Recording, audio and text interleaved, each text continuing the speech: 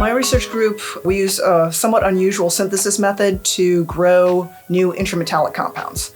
Intermetallic compounds are materials made from combinations of two or more different metals or metalloids, and they can have a range of properties. My group focuses on compounds that might be good thermoelectrics. They're sort of on the threshold between being semiconductors and semi-metals. They could be used as solar cell materials as well.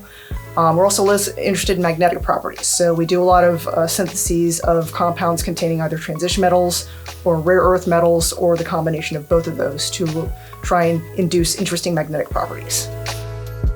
One of the goals is to understand metal flux synthesis better. It's kind of a black box. You can't investigate the reaction as it's going on because it's in a molten metal, in a crucible, in a furnace, but we can sort of think about the products that we get out, look at their structures, see if there's common building blocks, and try to work back to understand the mechanism that might be going on in the molten metal. We are interested in eventual applications as thermoelectric materials, and those are compounds that can actually convert a thermal gradient into electricity. It's calculated that a huge amount of any energy producing process is lost as heat. So if we can take some of that heat, convert it to electricity, and what you do is you put your thermoelectric module in there, and just being in a thermal gradient, it automatically generates electricity. And those compounds are things like metal silicides. We're growing those in the metal fluxes, and we collaborate with people in the mag lab to study some of their properties. And then of course we do have a focus on magnetic materials. And so we're trying to better understand the magnetism of rare earths and transition metals. And of course we would like to have, maybe an end product that's a cool magnetic material. All my students learn to synthesize intermetallics. So you learn to seal ampules off on a vac line. You also compare that synthesis method with others. So my students get sort of a broad range of synthetic methods.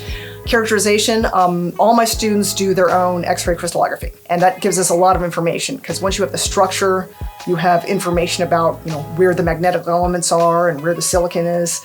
And so you basically, from there, you can work to optimize the properties because you know how to change the structure. So X-ray diffraction, we do both single crystal X-ray diffraction and powder X-ray diffraction. We also look at magnetic properties. Our department has a squid magnetometer to look at magnetic ordering transitions and how strong the magnet is. So all my students learn how to use that.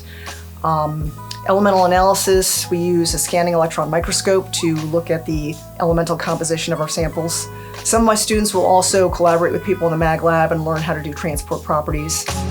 We do work with national labs quite a lot, like the mag lab collaborators in Oak Ridge. So I've had a couple students get positions at national labs. Some of my students have gotten academic positions, but quite a lot of them have gotten industrial positions. The measurement skills, the characterization skills you will learn on these projects can be transferred to any sort of material.